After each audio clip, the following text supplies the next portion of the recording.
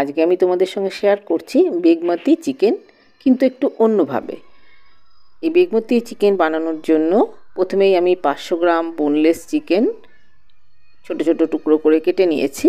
এবার কিছু জিনিস আমি রেডি করে নিচ্ছি। প্রথমেই 1 মুঠো পেঁয়াজ কলি, 1 মুঠো ধনেপাতা, 2টো কাঁচা লঙ্কা গরম জলের মধ্যে একটু ব্লাঞ্চ করে নিতে হবে।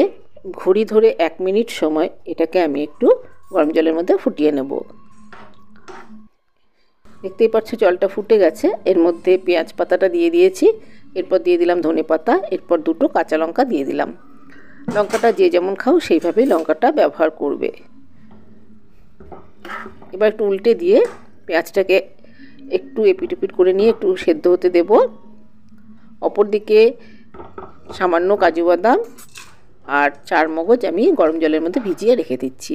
এখানে চাইলে তোমরা শুধু কাজু বাদাম ব্যবহার করতে পারো। আমার আগের রেসিপিতে আমি শুধু কাজু বাদাম দিয়েই এটা তৈরি করেছি। এবার পেঁয়াজ পাতা, লঙ্কা আর ধনে পাতাটাকে তুলে নিয়ে বরফ জলের মধ্যে দিয়ে দেব। এই বরফ জলের মধ্যে দিলে এর যে গ্রিন কালারটা ইনট্যাক্ট থাকবে, সেই জন্য এটাকে একটু ব্লাঞ্চ করে নিয়ে ঠান্ডা জলের মধ্যে ভিজিয়ে রেখে দেব। ঠান্ডা হয়ে গেলে এটাকে মিক্সিতে গ্রাইন্ড করে নিতে হবে, তাহলে এই যে সবুজ কালারটা একদম ইনট্যাক্ট থাকবে। এবার কড়াইতে তেল গরম করে নিয়েছি। এখানে আমি 50 গ্রাম মতো সর্ষের তেল নিয়েছি। আগের রেসিপিতে আমি সাদা তেলে রান্নাটা করেছিলাম। এবার আমি একটু এক্সপেরিমেন্ট করার জন্য এটাকে সর্ষের তেলে করছি, কিন্তু আমার মনে হয়েছে যে সাদা তেলে করলে এই রান্নাটা বেশি টেস্টি হয়। আমি দুভাবেই এটা তোমাদের সঙ্গে দেখিয়ে দিলাম। যারা যেভাবে খুশি এটা তৈরি করে নিতে পারো, এতে অসাধারণ ভালো হয়। ভাত, রুটি, পরোটা, ফ্রাইড রাইস যে কোনো কিছুর সঙ্গে খেতে লাগে অসাধারণ। এটাকে একটু গোল্ডেন ব্রাউন করে করে ভেজে নিচ্ছি, উল্টে পাল্টে গোল্ডেন ব্রাউন করে ভেজে নিচ্ছি। এখানে আমি কোনো লবণ হলুদের ব্যবহার করছি না, শুধুমাত্র চিকেনটাকে এপিট ওপিট করে ভেজে তুলে নেব। দেখতেই পাচ্ছ একটু কালার চলে এসেছে, গোল্ডেন কালার চলে এসেছে। এই অবস্থায় চিকেনের পিসগুলোকে তুলে একটা বাটির মধ্যে আমি নিয়ে নেব। দেখতেই পাচ্ছ চিকেনগুলোকে আমি তুলে নিচ্ছি। আমি একটা টঙের সাহায্যে তুলে নিচ্ছি, তোমরা হাতা বা খুন্তি যেটা দিয়ে ভালো মনে হয় তুলে নেবে। সব চিকেনের পিসগুলোকে তুলে নিয়ে এবার আরেকটু তেলের মধ্যে আমি যোগ করে দিচ্ছি। তেলটা পুরোটাই শুকিয়ে গেছে, সেই জন্য মনে হয়েছে আরেকটু তেল দেওয়ার দরকার আছে, সেই জন্য এর মধ্যে আরেকটু তেল আমি দিয়ে দিলাম। আমি সবসময় একটু অল্প তেলে রান্না করার চেষ্টা করে থাকি। এবার আরেকটু তেলের মধ্যে যোগ করে দিলাম 2 চামচ মতো। এবার এতে দিয়ে দেব 3-4টে ফাটিয়ে নেওয়া এলাচ। ফাটিয়ে নেওয়া এলাচটা দিয়ে 2 সেকেন্ড সময় ধরে ভালো করে এটাকে একটু ভেজে নিতে হবে। আরও 2-1টা বেশি এলাচ তোমরা দিতে পারো। বেশি উগ্র গন্ধ সবসময় ভালো লাগে না বলে আমি একটু কমই এলাচটা ব্যবহার করেছি। এরপর এতে দিয়ে দেবো কুচি করে রাখা পেঁয়াজ। এখানে আমি 150 গ্রাম মতো পেঁয়াজ একদম কুচি করে নিয়েছি, সেটাকে এর মধ্যে প্রথমে দিয়ে একটু লালচে করে ভেজে নেব। পেঁয়াজটাকে দিয়ে দিলাম, দিয়ে একটু লাল করে ভেজে নেব। এখানে খুব বেশি পেঁয়াজ দেওয়ার দরকার নেই, যেহেতু অন্য মশলাগুলো পড়বে, পেঁয়াজ পাতা, ধনে পাতা, এই মশলাগুলো এখানে যোগ করব।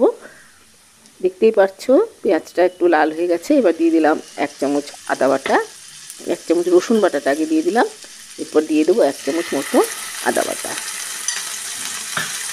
রসুন আর আদাটা দিয়ে ভালো করে এটাকে একটু ভেজে নিতে হবে। আর দিয়ে দিলাম 1 চামচ গোলমরিচের গুঁড়ো। গোলমরিচের গুঁড়ো দিলে একটা সুন্দর গন্ধ হয়, সেই জন্য গোলমরিচের গুঁড়ো দেওয়ার চেষ্টা করবে। দিয়ে দিলাম 1 চামচ জিরে গুঁড়ো আর 1/2 চামচ ধনে গুঁড়ো। এবার মশলাগুলোকে খুব ভালো করে একটু মিশিয়ে নেব। গ্যাসের ফ্লেমটা মিডিয়াম টু লোতেই রেখেছি। মশলা কষানোর সময় গ্যাসের ফ্লেমটা মিডিয়াম টু লোতে রাখার চেষ্টা করবে, তাতে মশলা পুড়ে যাওয়ার সম্ভাবনা কম থাকবে। দেখতেই পাচ্ছ মশলাটাকে ভেজে নিচ্ছি, মশলা থেকে তেল বেরিয়ে এসেছে। মশলা থেকে যখন তেল বেরিয়ে আসবে তখন এর মধ্যে আমরা দিয়ে দেব 1 চামচ পরিমাণ কাজু আর 4 মগজের বাটা। এখানে সামান্য একটু হলুদ আমি দিয়ে দিলাম। হলুদটা না দিলেও কিছু হয় না, হলুদটা খুব কম দেওয়ার চেষ্টা করবে, তাতে গ্রিন কালারটা ভালো থাকবে। কাজু আর 4 মগজের পেস্টটার মধ্যে দিয়ে একদম লো ফ্লেমে এটাকে একটু কষিয়ে নিচ্ছি। এরপরেতে দিয়ে দিলাম চিকেনের টুকরোগুলো দিয়ে ভালো করে কষিয়ে নিচ্ছি। মশলার সঙ্গে খুব ভালো করে কষাতে হবে। আমি এখানে চালমগজ আর কাজু মিশিয়ে ব্যবহার করেছি। আগের রেসিপিতে পুরো কাজু দিয়েছি, কাজুটা তোমরা নিজেদের ইচ্ছা অনুযায়ী দেবে। যত বেশি কাজু দেবে তত এই রান্নার টেস্ট ভালো হবে, কিন্তু সব সময় অত কাজু খাওয়া ভালো নয় বলে আমি একটু কমিয়ে দিয়েছি। এবার পেঁয়াজ, ধনেপাতা আর কাঁচা লঙ্কাটাকে পেস্ট করে নিচ্ছি। পেঁয়াজ, ধনেপাতা আর কাঁচা লঙ্কাটাকে পেস্ট করে নিয়েছি। অপর দিকে চিকেনটা আমার হয়েই এসেছে, দেখতে পাচ্ছ চিকেন থেকে পুরো তেলটা বেরিয়ে এসেছে। এবার এতে দিয়ে দিলাম সামান্য একটু লবণ। লবণ আমি ব্যবহার করিনি, সামান্য একটু লবণ দিয়ে দিলাম। যেহেতু এই রান্নাটা একটু মিষ্টি মিষ্টি খেতে হয়, খুব বেশি লবণ দিলে এটা খেতে ভালো লাগবে না। তোমরা নিজেদের স্বাদ অনুযায়ী লবণটাকে এখানে ব্যবহার করবে। লবণটাকে দিয়ে ভালো করে আবারও সব মশলার সঙ্গে মিশিয়ে দিচ্ছি। এবার দিয়ে দেবো 1 বাটি মতো ঈষৎ উষ্ণ গরম জল। গরম জল দিয়ে একটু ঢাকা দিয়ে দেবো, এতে চিকেনটা সেদ্ধ হয়ে যাবে। চিকেনটা প্রায় সেদ্ধই হয়ে এসেছে, 80% হয়ে গেছে।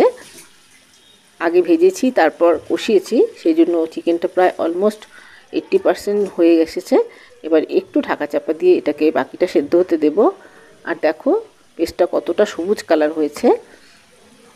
এবার ঢাকা খুলে চিকেনের মধ্যে এই পেঁয়াজ পাতা, ধনে পাতা আর লঙ্কার পেস্টটা দিয়ে দিলাম। এবার খুব ভালো করে মিশিয়ে নেব। এরপর আমরা বেশিক্ষণ এটাকে রান্না করব না, তাহলে এর গ্রিন কালারটা চলে যাবে, কালারটা চেঞ্জ হয়ে একটু কালচে কালার হয়ে যাবে। কিছুক্ষণ ধরে এটাকে একটু করে ভেজে নেব, একটু মিশিয়ে নেব সব মশলার সঙ্গে। দেখতেই পাচ্ছ সব পেস্টটা এর মধ্যে দিয়ে দিয়েছি। এবার ভালো করে এটাকে মিশিয়ে দিতে হবে। ভালো করে মিশিয়ে দিলেই রান্নাটা আমাদের হয়ে যাবে। মিক্সিং জারটা ধুয়ে জলটার মধ্যে দিয়ে দিলাম। এবার এটাকে একটু মিশিয়ে দিচ্ছি। ভিডিওটি ভালো লাগলে লাইক করো, শেয়ার করো, কমেন্টস করো। আর নতুন বন্ধুদের বলছি, ভিডিওটি পছন্দ হলে একটা সাবস্ক্রাইব করে দিও আর বেল আইকনটা ক্লিক করে দিও, তাহলে আমার পরবর্তী ভিডিওর নোটিফিকেশান সবার আগে তোমাদের কাছে পৌঁছে যাবে। সবাই সুস্থ থেকো, ভালো থেকো। দেখতেই পাচ্ছো চিকেনটা অলমোস্ট হয়ে এসেছে, তেলটা বেরিয়ে গেছে, ফুটতে শুরু করেছে। এবার আর বেশিক্ষণ এটাকে রান্না করা যাবে না, তাহলে এর কালারটা চেঞ্জ হয়ে যাবে। এটা ভাত, রুটি, পরোটা, ফ্রাইড রাইস যে কোনো কিছুর সঙ্গেই খেতে লাগে অসাধারণ। একবার তৈরি করে দেখার অনুরোধ রইল।